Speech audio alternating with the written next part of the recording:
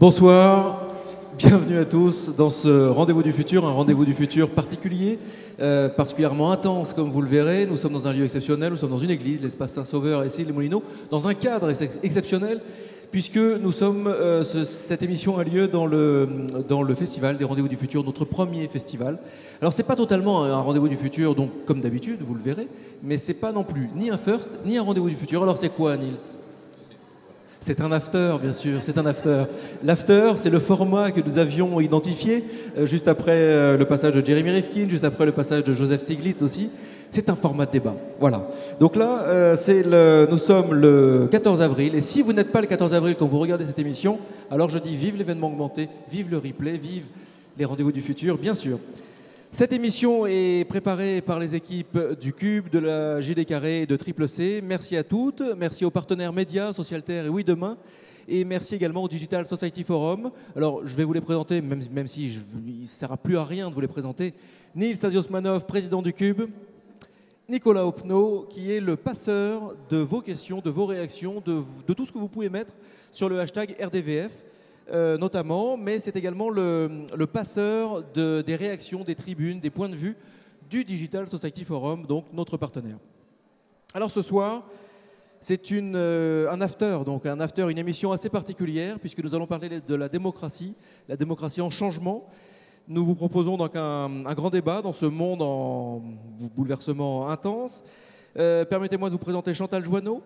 Chantal Joanneau, merci d'avoir accepté notre invitation. Ancienne ministre, sénatrice, conseillère régionale, auteure de 2037, La Société des possibles. Armelle Lecause, cofondateur de Démocratie ouverte et Parlement et citoyens. Bonsoir Armelle. Bonsoir. Et Mathieu Baudin. Mathieu est historien, prospectiviste et directeur de l'Institut des futurs souhaitables. Bonsoir Mathieu. Mathieu, et si nous commencions le débat avec vous. Mathieu, vous me racontiez un récent voyage en Grèce, berceau s'il en est de la démocratie. Alors, au-delà d'essayer d'entrevoir un futur que vous voulez souhaitable, que nous souhaitons finalement tous, je crois, souhaitable, désirable, vous avez la particularité de regarder aussi le passé. Vous observez le futur, mais vous regardez le passé pour mieux entrevoir quelque chose donc de souhaitable. Est-ce que l'historien que vous êtes peut nous aider à resituer ce qu'est la démocratie, ce qu'on entend par démocratie? Et là, vous n'avez que 2 minutes. Bon courage, Mathieu. La démocratie, en tout cas, ce qui est sûr, c'est c'est un cadeau de la Grèce. Ça, c'est sûr. Je reviens d'Athènes et au moment où, justement, avec les problématiques, avec le monde grec, on se pose la question, est-ce que la Grèce est encore en Europe? Juste, les Grecs nous ont fait le cadeau de la démocratie. Juste incroyable. Quand vous y allez, c'est encore vivace et vivant. Vous allez au Parthénon, vous voyez un petit peu l'aéropage en face, qui se réunissaient, tirés au sort déjà à l'époque avec la Boulée, donc qui était alors évidemment dans un monde de citoyens, tout le monde n'était pas citoyen, on pourra en parler.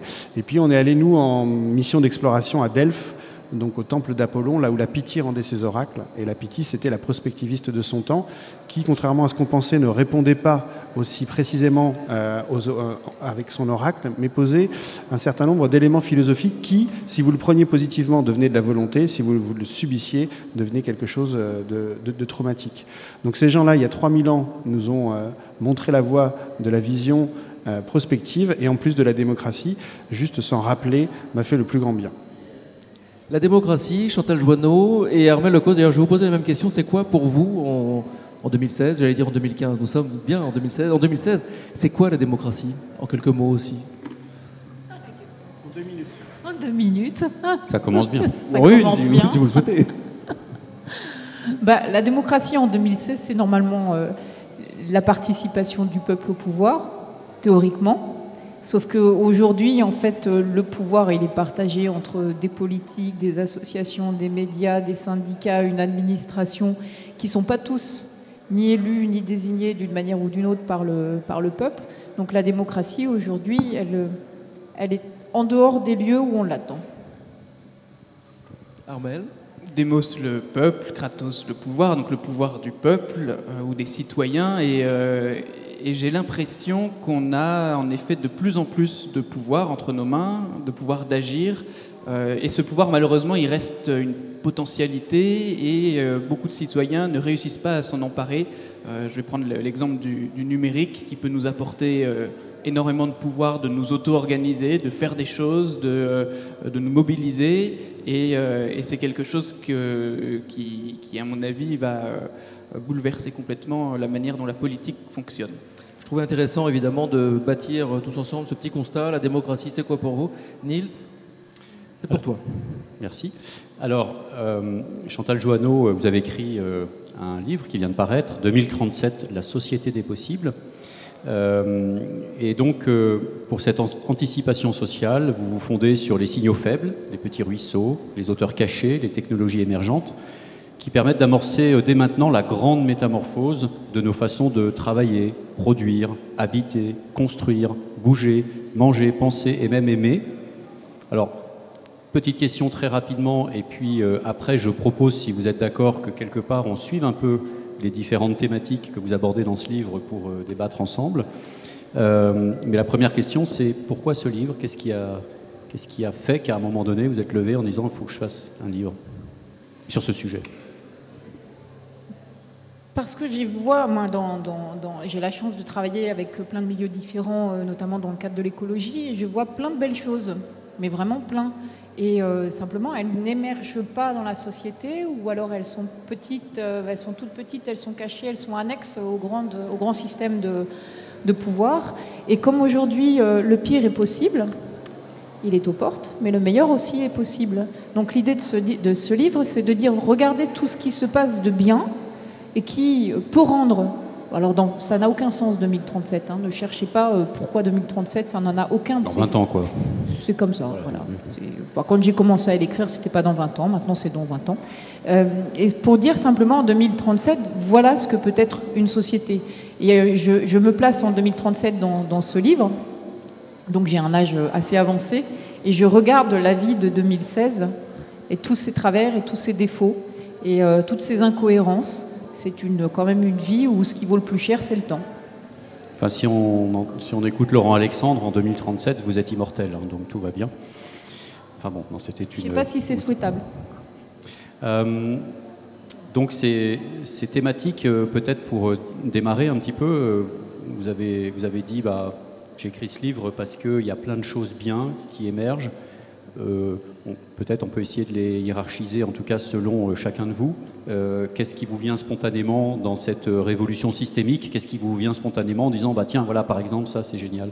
Mais en fait, j'ai commencé par des aspects vraiment hyper techniques, en essayant de répondre à des trucs très concrets, les transports, l'énergie, le logement, vraiment du très très très technique. Et ce qui est assez intéressant, c'est que plus j'ai écrit sur ces sujets, plus je me dis, il y a quand même un problème. Après, ça va, au fur et à mesure, tout ça ne peut émerger que si le système de pouvoir change. Que si les indicateurs de richesse, c'est-à-dire le PIB, j'entendrai le nom de Patrick Vivray, c'est un de ses dadas, change. Et que si, fondamentalement, l'homme et sa conscience changent. Et j'ai la chance d'avoir des amis dans des milieux très divers, avec qui je peux discuter assez souvent de ces sujets. Ce pas des personnes qui appartiennent au monde politique. Et effectivement, en fait, à la fin du livre, j'arrive vraiment sur le changement de la conscience. C'est la naissance d'un nouvel homme que suppose aussi cette société. Alors ce nouvel homme, c'est nous qui le construisons. Hein.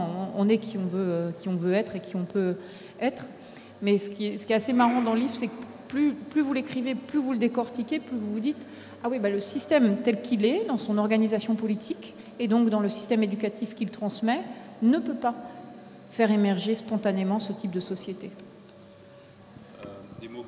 Des mots-clés, donc sur le système de pouvoir, peut-être une réaction, déjà tous les deux. Armel. Mais moi j'ai envie de répondre à la question aussi de qu'est-ce que je vois qui émerge et qui finalement est révélateur de ces nouveaux pouvoirs qu'on a entre les mains. J'ai l'impression que tout simplement le fait de pouvoir de plus en plus peut-être retourner à la campagne et travailler loin du marasme des villes ou de travailler par intermittence, ça c'est un pouvoir que de plus en plus de jeunes de ma génération peuvent acquérir et qui peut changer beaucoup de choses. Le fait et ça c'est permis notamment grâce à Internet et au numérique, le fait de pouvoir apprendre en ligne et donc d'accéder à tous ces MOOC dont on parlait tout à l'heure, à ces cours massivement ouverts, et donc que la connaissance et le savoir se diffusent bien plus facilement. Le fait de pouvoir être contributeur, c'est-à-dire que Internet c'est ça aussi, je suis plus uniquement le spectateur qui digère de l'information, c'est moi qui contribue profondément à la construction d'une partie de l'information, je la propose, les autres peuvent réagir, et donc cette posture-là d'être contributeur, elle existe sur Internet, mais elle change aussi complètement dans la société, c'est-à-dire que de plus en plus, on a l'impression que les citoyens s'élèvent en disant nous aussi on souhaite contribuer activement à la mise en œuvre et au fonctionnement de la société, et donc contribuer à l'intérêt général ou au bien commun, et on ne souhaite plus déléguer ça à des élus ou à une administration ou à des entreprises. On souhaite reprendre une partie de ce pouvoir en main, et donc pour moi c'est vraiment ça qui est au cœur de cette question de la démocratie et qui dépasse la politique politicienne. Mathieu, oui, une réaction, un retour? Mais merci. Merci d'avoir osé imaginer demain avec un prisme qui ne soit pas anxiogène. C'est à la fois une preuve de courage et c'est assez rare. Donc merci de nous rejoindre dans ce combat contre la sinistrose ambiante. Il y a un grand enjeu à réenchanter l'avenir. Profondément, l'avenir, il est ce qu'on en fera. Ceux qui nous disent le contraire, c'est qu'ils veulent nous vendre un truc ou faire quelque chose de nous. C'est un profond espace de liberté.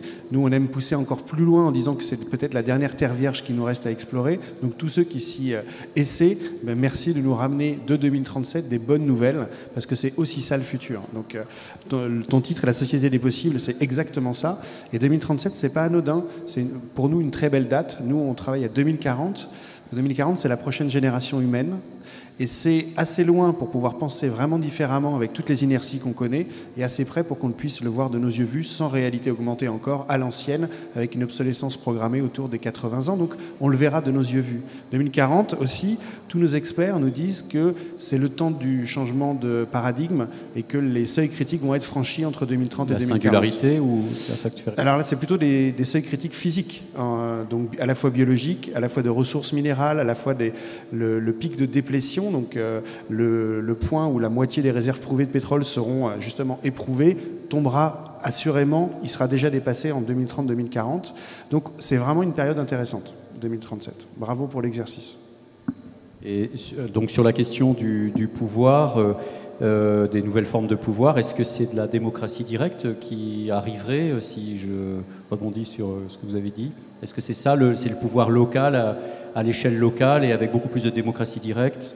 Est-ce qu'on imagine un futur plus... Je dis que c'est un mélange. C'est-à-dire qu'aujourd'hui, il n'y a pas suffisamment d'espace de liberté localement, et qu'il serait intéressant qu'on laisse justement ces espaces de liberté localement et d'organisation locale, qu'en même temps, il y aura toujours des espaces de pouvoir nationaux ou européens pour certaines fonctions qui sont des fonctions régaliennes, mais que ça doit être un mélange. C'est-à-dire que l'idée aujourd'hui que tout fonctionne de manière parfaitement pyramidale avec une tête nationale et puis ensuite des déclinaisons locales qui sont nécessairement dans la lignée de la tête nationale, ça ne marche pas, parce qu'on n'a plus ces espaces de créativité et de liberté. Donc c'est un mélange. Il y a des tas de secteurs qui n'ont pas à rentrer dans un système totalement pyramidal. Après, quand on parle de sécurité, quand on parle de défense, c'est un peu c'est différent, c'est nécessairement beaucoup plus organisé. Donc aujourd'hui, on a une incapacité à penser le pouvoir et la démocratie de manière justement diversifiée. Il y a des espaces qui n'ont pas besoin d'être complètement hiérarchisés, d'être complètement sous emprise, y compris des espaces économiques d'ailleurs. Enfin, on a une incapacité de le voir, mais cette incapacité, elle est où actuellement? Qu'est-ce qui fait que pour l'instant on n'a pas cette capacité? Non, parce que ce qu'on voit sur le terrain, c'est finalement de nouveaux mouvements qui émergent. Mais depuis que vous êtes tout petit, on vous a appris à vous asseoir à l'école, à respecter ce que dit la maîtresse et j'ai 3 enfants, donc je vois tout à fait ce que c'est. Et c'est ce qu'on vous apprend depuis que vous êtes tout petit. Quand même, c'est difficile ensuite de rentrer dans un autre système où on ne vous offre pas de cadre. Et ça se voit beaucoup, ça, parce que cette émergence de nouveaux mouvements et de nouveaux espaces de liberté, ça crée des contre-réactions. on voit quand même le retour de mouvements extrêmement conservateurs. Moi, je le vois beaucoup dans le domaine politique, hein, et qui, au contraire, disent non, mais écoutez, chacun a un rôle bien défini. Vous êtes biologiquement déterminé pour exercer un rôle, donc vous êtes là, et vous respectez telle et telle règle. C'est pas évident. Il faut vraiment prendre conscience avec beaucoup de bienveillance, justement, sur ces mouvements qui sont des mouvements de retour en arrière, qui s'expliquent par le fait que depuis que vous êtes tout petit, on vous apprend à vous asseoir et à vous taire. Alors donc une des clés, c'est l'éducation. Comment on fait pour changer le système de l'éducation qui est le plus taylorisé au monde, avec 10 niveaux d'hierarchie, nous disait... Et bien justement, comme je ne savais pas répondre à cette question aujourd'hui, intelligemment, je ne l'ai pas traité dans le livre, mais c'est un livre numérique, c'est pas, du coup, il n'est jamais fini. Il n'est jamais fini, il est appropriable par tous. Et il y a des tas de sujets que j'ai envie de... Déjà, il méritera d'être corrigé en permanence parce que la société, elle évolue beaucoup plus vite que nos écrits. Et puis, il y a des tas de sujets que je n'ai pas pu traiter, comme l'éducation, comme je voulais parler de la place des femmes dans la société. Enfin, il y a des tas d'autres sujets à compléter. Donc, Mathieu, c'est quoi l'école en 2040 ? Je ne sais pas comment sera l'école, je sais comment j'aimerais la voir. Donc... moi, j'aimerais qu'en 2040, si j'avais un souvenir de 2040, c'est le moment où on a instauré les cours de futur à côté des cours d'histoire. Dans la même classe, voilà, qu'on ait la puissance de tout ce qui a été hérité en nous donnant la possibilité de pouvoir vaguer à notre imaginaire là où on veut. Donc des cours de futur à côté des cours d'histoire pour justement changer de regard sur le monde et commencer à transformer de fait le monde par ce premier geste. C'est de Ronel, le parrain des rendez-vous du futur, qui dit « Pour comprendre le futur, il faut l'aimer ». Exactement, c'est donner le goût du futur, il dit. Mais comme on peut aimer aussi l'histoire, moi j'aimerais avoir les deux dimensions. Parce que finalement, historien et prospectiviste, c'est un peu le même métier. On ne regarde juste pas du même côté.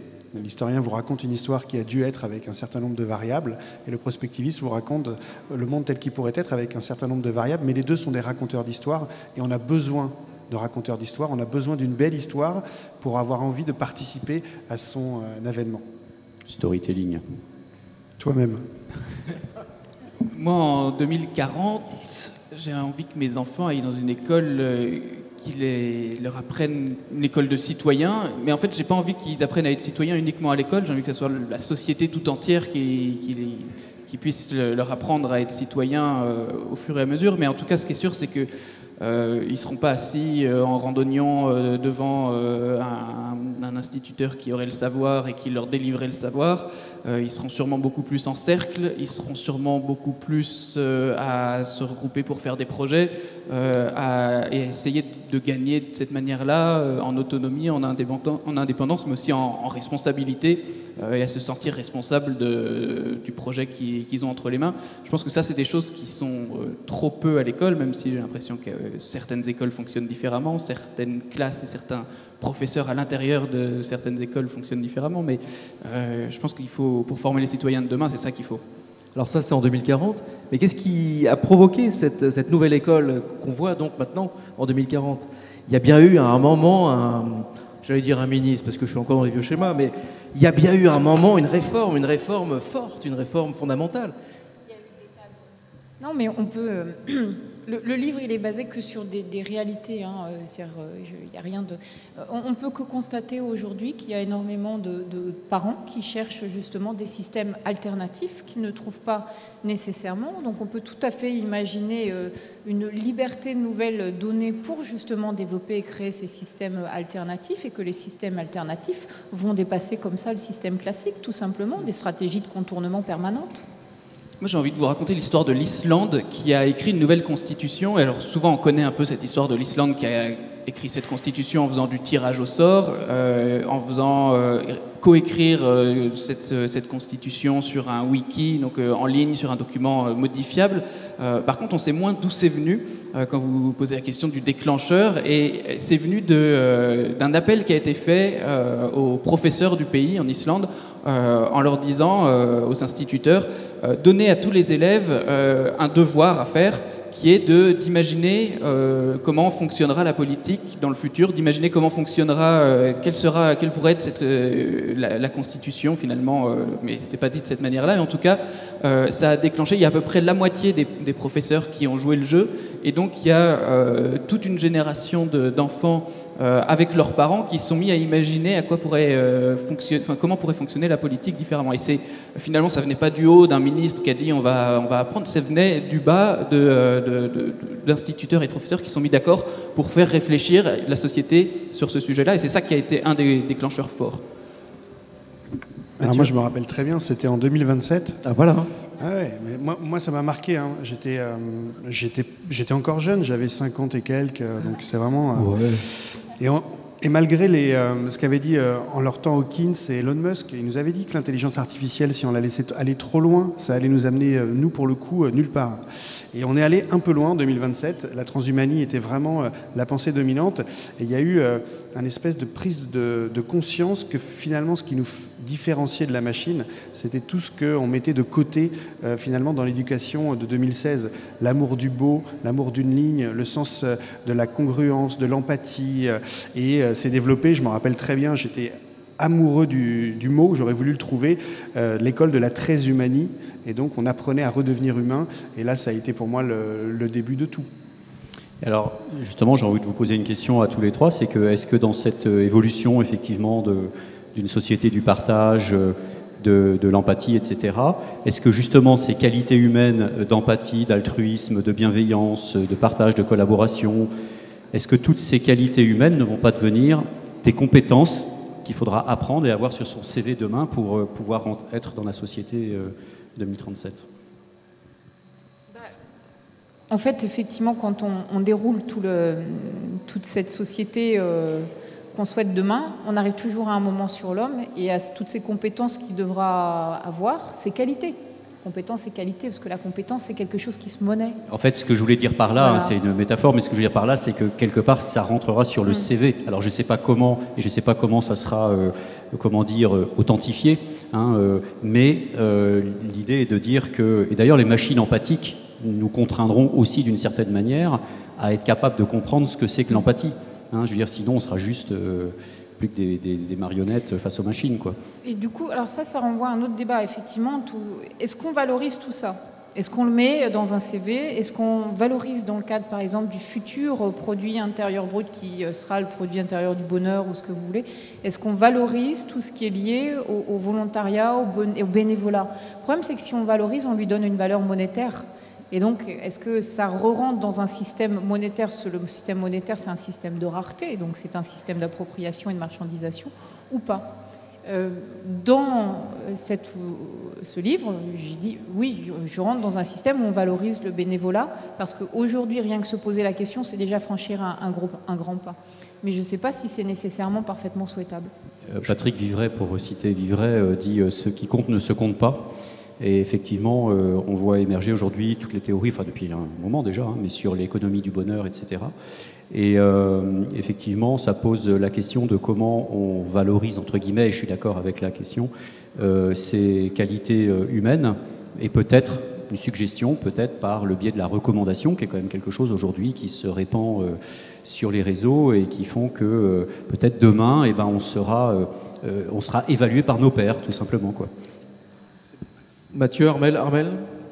Moi, j'ai l'impression qu'il y a quand même on parle de compétences d'une certaine manière, il y a quand même un moteur très fort qui est la passion.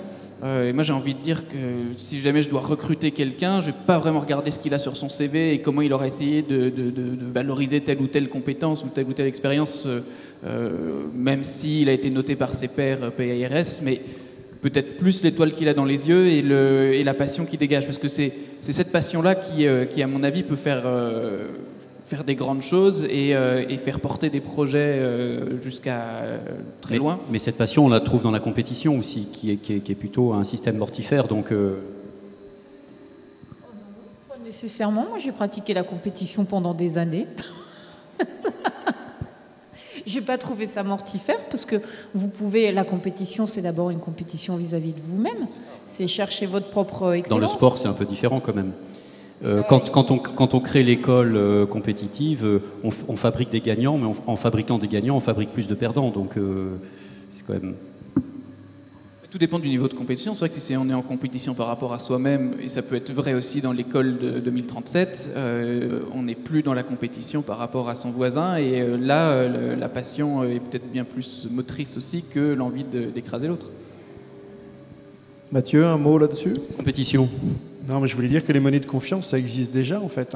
Moi, j'ai des étudiants qui, dans leur CV, mettent leur évaluation IB en disant il y a tant de personnes qui m'ont fait confiance, donc je suis quelqu'un de confiance. Donc la monnaie de confiance, non pas qu'elle se monnaie, mais c'est un signe.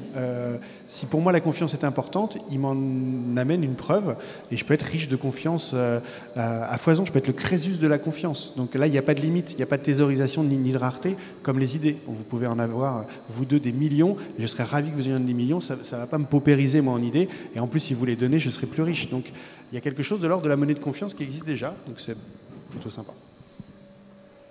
Le bénévolat, Chantal, vous en parliez tout à l'heure. Mais alors, ce que je n'ai pas compris, c'est peut-être ce point, donc on va juste reculer un tout petit peu. Le point de la valorisation monétaire du bénévolat. À partir du moment où on inscrit juste sur son CV qu'on donne du temps, qu'on est bénévole et que c'est reconnu par un employeur ou c'est reconnu par la société en règle générale, je vois pas bien ça n'a pas de valeur monétaire en soi. Non, c'est en poussant la réflexion un petit peu plus loin. Si vous considérez que effectivement la bienveillance, le fait de donner du temps pour les autres, qui aujourd'hui n'est pas valorisé dans notre société, en tout cas elle n'est pas valorisée monétairement, si vous considérez que ça devient une compétence que l'on peut valoriser dans le cadre de son futur travail, il n'y aura pas un futur travail. Ça aussi c'est un truc qu'il faut arrêter avec ça. Oui.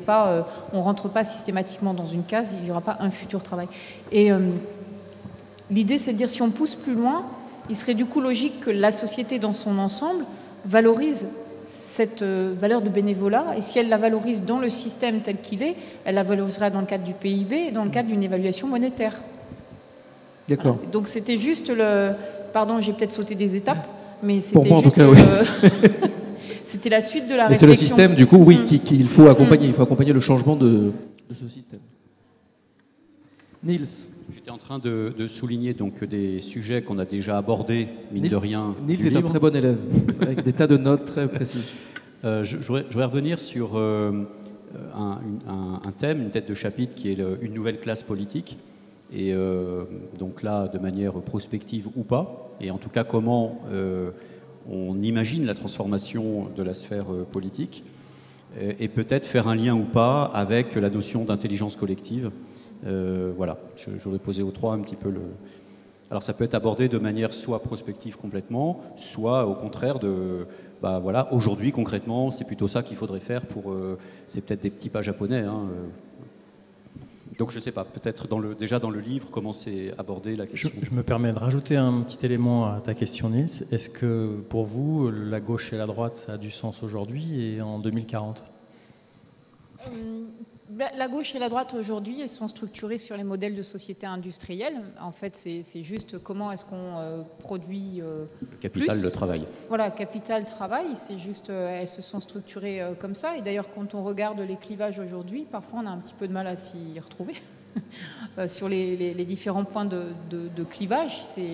Et donc, est-ce qu'en 2037, on aura ce clivage, ce nouveau clivage ? Il y aura un nouveau clivage. J'essaie de retrouver effectivement dans le livre. Il y aura du clivage. C'est bien qu'il y ait du clivage après tout. Si tout est consensus, on n'est pas dans la démocratie. La quête permanente du consensus, c'est pas de la démocratie. Comme quand on nous dit, mais attendez, scientifiquement c'est prouvé, il faut faire ça. Mais c'est délétère. Ça veut dire qu'effectivement, il y aurait demain une forme de dictature des sachants et des experts. Donc le clivage est bon. Il est sain, il est nécessaire, il doit être multiple, ce clivage. Dans ce que j'ai imaginé, moi, c'est toujours ces stratégies de contournement. C'est-à-dire qu'effectivement, le modèle politique en lui-même ne peut pas se réformer. Parce que si vous commencez... Moi, je fais partie du système politique tel qu'il est. Vous êtes vite mis de côté, vous êtes vite seul. Vous ne pouvez pas vous présenter à une élection sans un parti, ça ne marche pas. Ce n'est pas la peine d'essayer, je vous le dis tout de suite, ça ne marche pas. Par contre, vous avez des stratégies de contournement avec des mouvements qui peuvent se créer par le biais justement du numérique et des mouvements qui peuvent dire, tiens, on va travailler à autre chose. Et donc, dans le livre, on imagine des mouvements qui se structurent différemment, d'abord sur des logiques de pétition, donc des logiques de contestation, et ensuite sur des logiques constructives, qui vont dire, tiens, demain, on va créer C'est ce qu'on vit aujourd'hui avec Change.org, la loi travail et tout ça. Enfin, exactement, mais il ne faut pas que ce soit ponctuel. Il faut que ce soit vraiment ensuite pas contre une loi, mais pour une loi, pour quelque chose. C'est ça le vrai sujet. Et donc là, j'imagine un petit groupe qui va porter cette idée nouvelle de nouveaux indicateurs de richesse au sens richesse sociale. Et que ce petit groupe, il va se structurer différemment. Il va se structurer en intelligence collective, c'est-à-dire pas en intelligence pyramidale, mais en intelligence holomidale. Mathieu? Moi, je pense que la géométrie politique, elle a déjà changé. C'est plus tant la droite et la gauche que hier et demain. Je trouve qu'il y a quelque chose de cet ordre-là et qu'il y a des gens qui veulent d'un demain, en plus, qui soit autre qu'anxiogène, qui est un demain un peu plus précis. Et je pense que ça a déjà bougé, donc j'espère qu'en 2040, ce sera évidemment une réalité, même s'il ne faut pas faire du passé table rase. Il y a des choses qu'on redécouvre actuellement qui viennent du passé, qui nous sont d'une grande utilité, parce que l'exception des 30 Glorieuses nous a fait oublier un certain nombre justement d'essentiels. Et je pense que moi, dans la modernité future, et certainement en 2030, il y a de la place autant pour Pierre Rabhi que pour Elon Musk. Moi, j'ai l'impression que la question centrale sur le renouvellement politique, c'est celle de la représentation. C'est-à-dire qu'aujourd'hui, quand on y réfléchit bien, dans notre parcours de citoyen lambda, on va nous demander de déléguer notre pouvoir de décider à des élus, de déléguer notre pouvoir d'agir en faveur de l'intérêt général à une administration, et que pour repenser cette forme de délégation, je pense pas, on parlait de la question tout à l'heure sur la démocratie directe, je pense pas que tout le monde puisse voter sur tout le temps et décider sur tout le temps ou chercher un consensus tout le temps. Par contre, je pense qu'il faut vraiment repenser en profondeur cette délégation. Moi, si jamais je devais imaginer un système idéal de délégation, je pense que le tirage au sort d'un panel, d'un petit nombre de citoyens qui joue un petit peu comme dans les jurys d'assises, on a des gens qui vont dire à la fin coupable ou pas coupable. Là, on va demander à ces citoyens de dire ça va dans le sens de l'intérêt général ou ça va pas dans le sens de l'intérêt général, ce projet qu'on vous propose.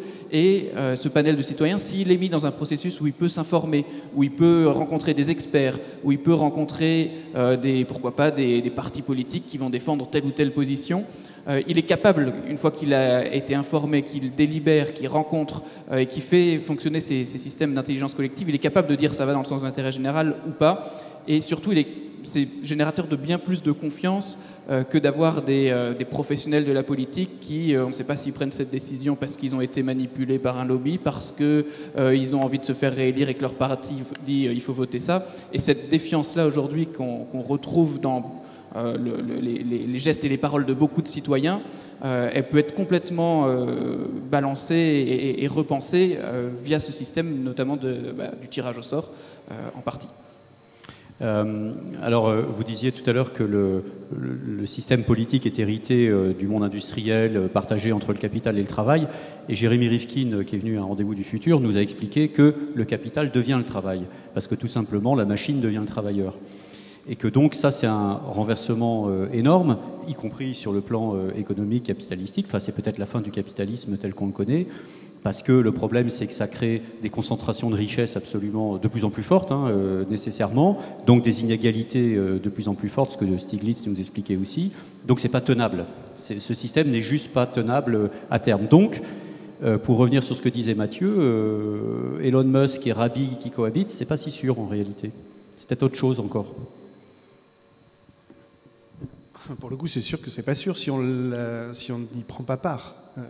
Il y a un scénario assez noir qui s'esquisse, qui est un peu le scénario de l'histoire de l'humanité, où il faut un grand chaos pour une renaissance. Ça, c'est sûr que c'est même pas intéressant d'en parler, tellement que depuis 10 000 ans, ça marche comme ça. On a l'opportunité, peut-être dans notre génération, de passer à la case d'après sans passer par la case chaos. Justement, comment on fait par la phase construction. Sur cette question de la machine qui, massivement, aujourd'hui, détruit des emplois existants. Il y a d'autres emplois qui se créent, mais massivement, elle détruit les emplois existants. 40 à 70% des emplois d'aujourd'hui pourraient déjà être remplacés par les machines, y compris les emplois intellectuels, etc. Enfin, donc avec ces phénomènes de concentration de richesse et de non-répartition de la valeur, c'est quoi le chemin pour sortir de ça? Enfin, pour amener un système qui soit tenable, simplement, quoi. Le prospectiviste, comment il fait? Il met une bombe, il met une grenade? L'homme politique pourrait parler avant ou pas? D'abord, je suis une femme politique. Et c'est pas un problème droite-gauche, vous êtes d'accord? Non, c'est pas un problème droite-gauche. Hein, alors, c'est pas un problème droite-gauche. D'ailleurs, c'est très peu abordé dans le débat politique, l'impact de l'intelligence artificielle, tous les problèmes liés à l'homme augmenté, jusqu'où va-t-on. Et il y a parfois quelques écrits qui en parlent, mais c'est pas abordé sur le plan politique. Aujourd'hui, je me suis amusée à un moment dans le livre à mettre dans le même chapitre Karl Marx et le pape. Parce qu'en réalité, la question que posait Karl Marx, qui était celle-ci, c'était quel est le partage de la valeur ajoutée? C'était ça sa question. Elle se repose aujourd'hui avec encore plus de force qu'à l'époque. Ça reste exactement la même question. Mais ce partage de la valeur, c'est nous qui le choisissons. C'est pas la machine qui nous impose ce partage de la valeur. C'est nous, humains, qui le choisissons. Donc après, on est confronté à une situation qui est la situation actuelle, où de plus en plus de personnes sont laissées sur le bord du chemin, et elle constitue en soi d'ailleurs une force, potentiellement une force.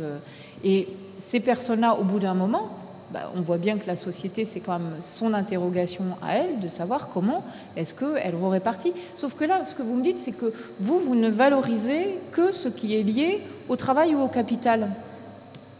Moi, ce que je vous dis dans le livre, c'est qu'il y a plein d'autres choses qui sont valorisables. Plein d'autres choses autour de la créativité. Alors, les machines peuvent être créatives, je sais.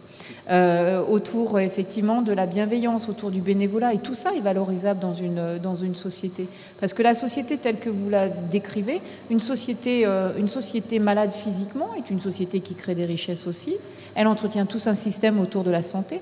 Donc, c'est aussi une question qui se pose à nous. Donc, nous, hommes politiques, on voit bien qu'on arrive aussi au bout d'un système qui ne fonctionne pas et c'est pas spécifique à la France, hein, ça se pose à travers le monde et il y a bien d'autres modèles.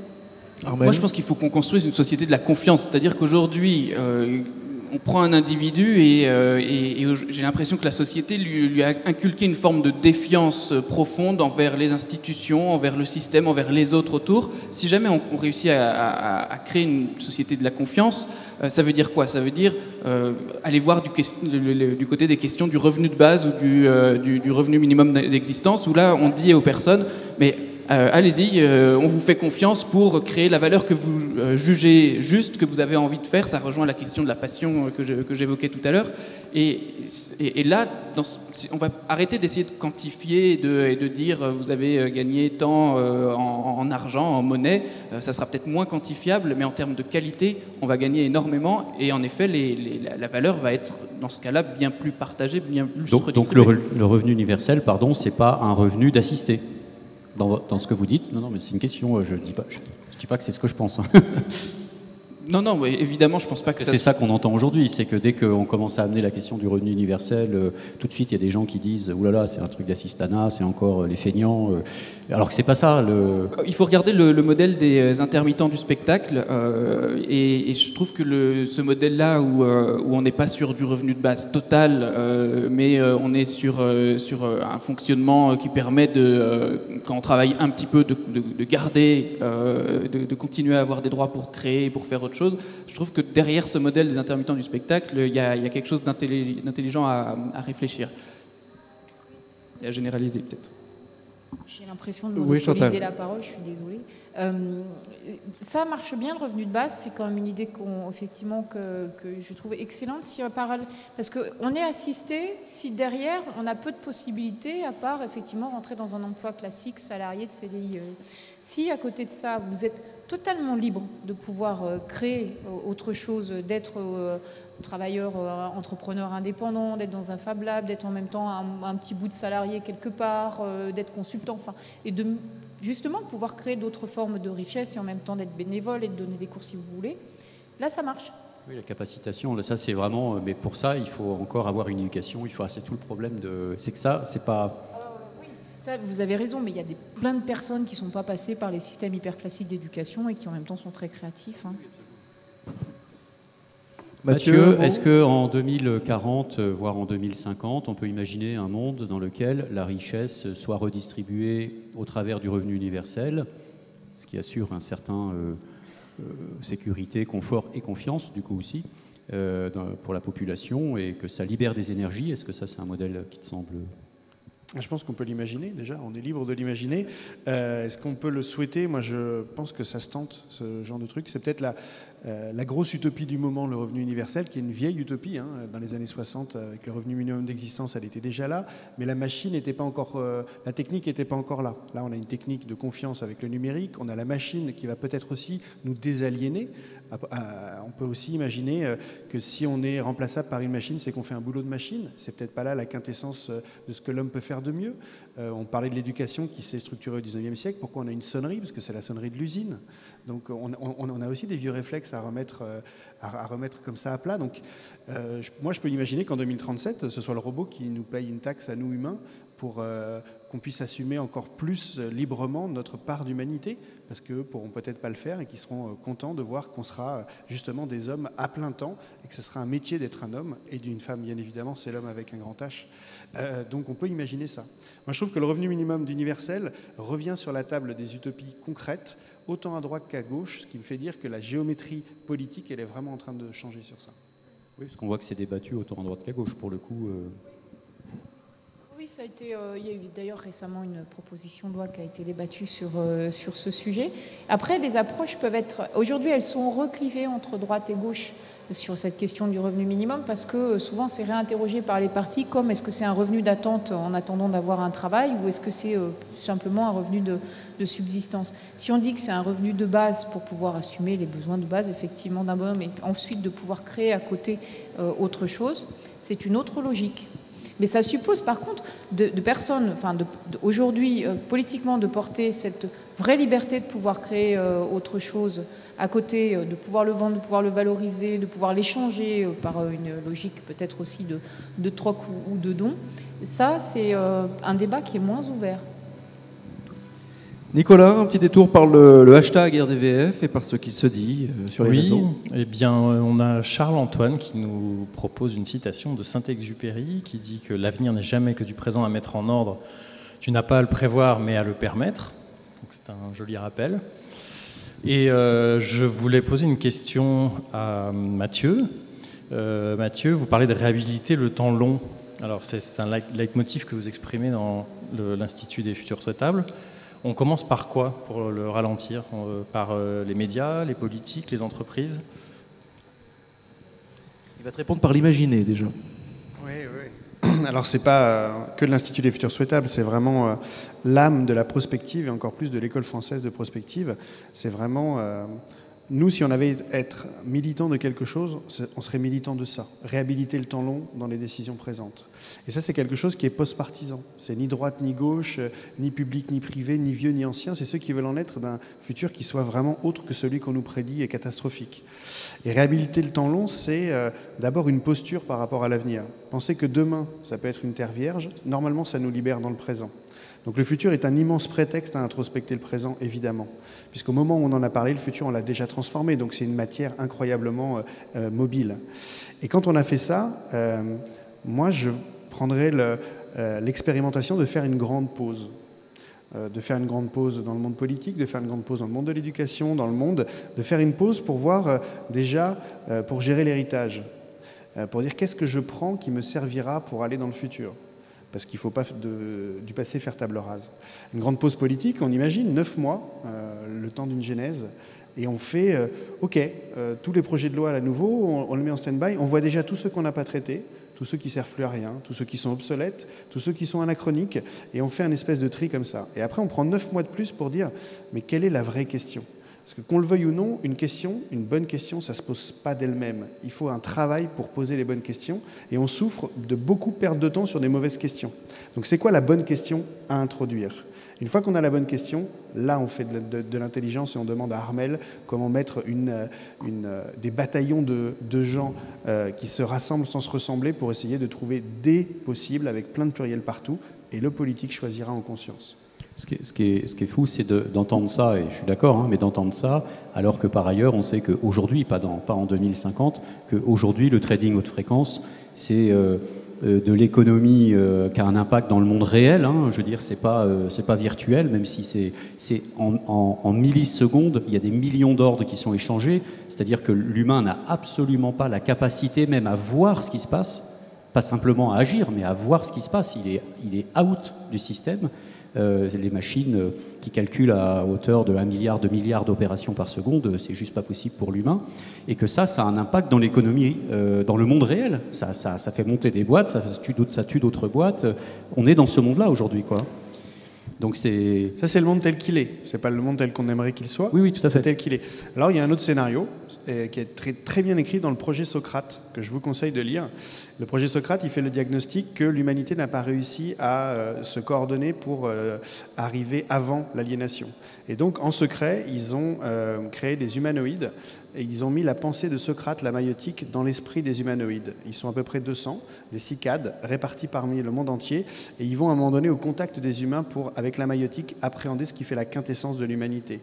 Une fois, et ils sont interconnectés, ils apprennent les uns avec les autres. Et après, ils vont être en posture d'être le patron de l'ONU, le patron des États-Unis, le patron, et ils vont faire finalement ce que l'homme n'a pas su faire une intelligence collective planétaire pour aller dans le meilleur, dans le mieux en tout cas pour l'humanité. Ça, c'est un autre projet. Flippant, non? Un peu flippant. Et puis surtout, on ne va pas attendre d'avoir dans notre camp les patrons de toutes les plus grandes agences, que ça vienne d'en haut pour agir. C'est ça aussi le truc, c'est qu'on est ici maintenant dans la bonne position pour agir les uns les autres. On a finalement entre nos mains beaucoup de leviers qu'on sous-estime souvent. Et c'est ce levier-là qu'il faut prendre aujourd'hui. C'est effrayant ce que vous racontez là. Non, bien sûr, c'est pas vous. C'est effrayant parce que, en fait, il y a quand même aujourd'hui un idéal et une utopie politique autour de ça, autour de cette idée qu'il y a vraiment un idéal absolu qu'il faut essayer d'atteindre.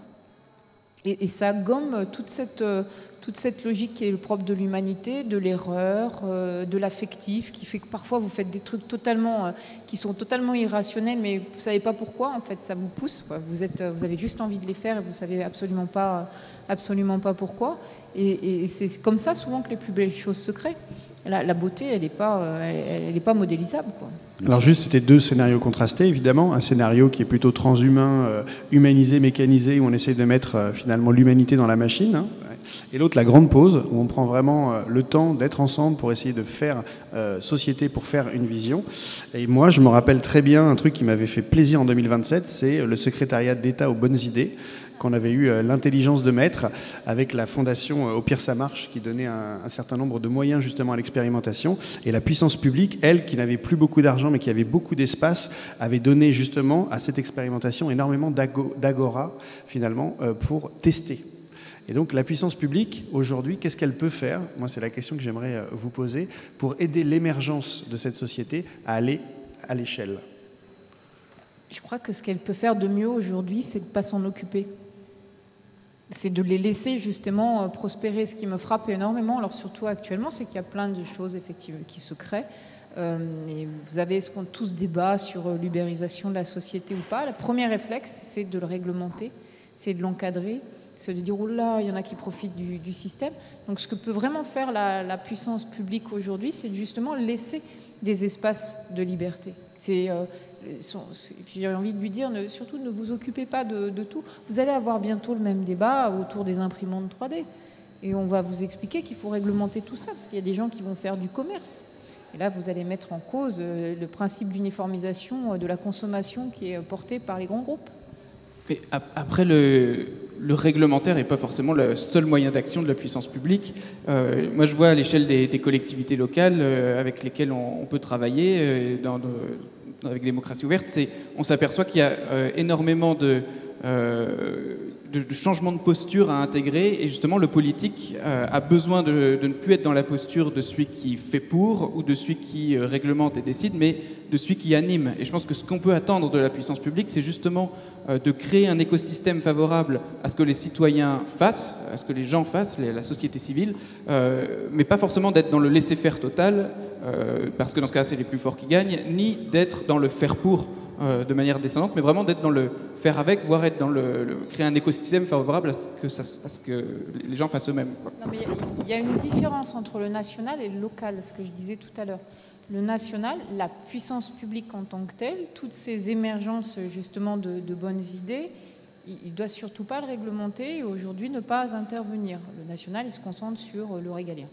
Par contre, le local, il le rend possible. Et c'est pour ça que ce que je disais en introduction, que le local doit être un espace de liberté qui rend possible. C'est vrai qu'à l'échelle locale, il y a des tas de choses qui se font, mais souvent elles sont extrêmement encadrées. C'est-à-dire pour créer quelque chose, il faut avoir 36 autorisations, alors que moi j'avais juste, pardon de revenir à ça, mais j'avais voulu déposer juste un article dans une loi en disant que les collectivités locales avaient une liberté d'expérimentation dans le domaine de l'environnement. Liberté. C'est jamais passé. C'est pas compliqué, hein, pourtant. Hein. Juste une liberté d'expérimentation. Eh ben, c'est jamais passé. Principe de précaution. Le dernier mot, Mathieu, et après, ce sera l'heure de conclure, Niels. Juste, moi je suis plutôt du côté de la société civile. Moi ce que j'attendrais, on est plusieurs à attendre ça de la puissance publique, on sait que vous avez plus d'argent pour faire autre chose que de gérer finalement l'existant. Je vais le dire un peu. Par contre, vous allouez de l'argent, enfin vous, c'est majestatif, hein, vous allouez de l'argent encore à maintenir des choses qui devraient tomber. Donc juste réorienter cet argent plutôt sur le jardin qui naît que sur la forêt qui tombe, déjà ça nous ferait plaisir. En plus, si vous pouviez nous ouvrir des espaces du métrage carré pour remettre un peu d'agora pour que les gens puissent se parler, parce que le métrage carré, ça commence à être un peu stressé dans les grandes villes, et vous en avez. La cour des archers royaux de Charles VII, par exemple, il n'y a plus vraiment besoin qu'elle soit aussi vide. Les locaux du Conseil régional d'Île-de-France qui vont se libérer. Donc ça, par contre, vous pouvez le faire, et on en a besoin. À la place de l'arrêté public, s'ils sont debout, c'est aussi pour ça, pour prendre cet agora et cet espace de croisement et d'altérité.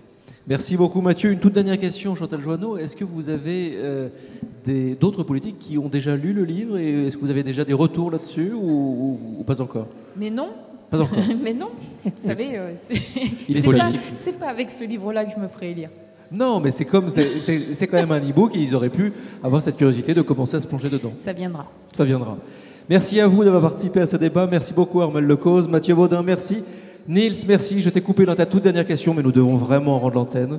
C'était pas une question. C'était pas une question. Ah bah alors c'était pas une question. Merci Nicolas et on finira du coup. Je vous dis tous au revoir.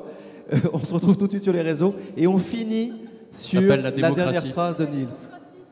Non, bah, c'était pas une question, c'était pour dire que le dernier chapitre, mais qui est encore, il y en aura d'autres derrière, du livre de Chantal Joanneau, était autour de l'humain, de l'homme, et notamment de choses extrêmement intéressantes comme un temps du corps pour le sport, le plaisir, le repos du cerveau par la méditation.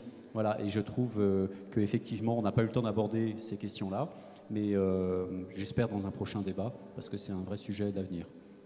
Il faudrait des heures et des heures pour aborder toutes les questions que tu te poses déjà et puis pour vraiment prolonger ce débat. Merci à tous, merci de nous avoir suivis, merci à nos partenaires. Cette émission a été donc préparée par les équipes du Cube, de Triple C, de JD Carré. Merci à nos partenaires Oui Demain, Socialterre, le Digital Society Forum. On vous donne rendez-vous pour une prochaine émission. Quelque chose me dit qu'elle aura lieu très rapidement. Nous sommes toujours dans ce cadre assez magique de l'église de Saint-Sauveur à Issy-les-Moulineaux. Et puis j'ai plus qu'à vous dire à tout de suite sur les réseaux, bien sûr.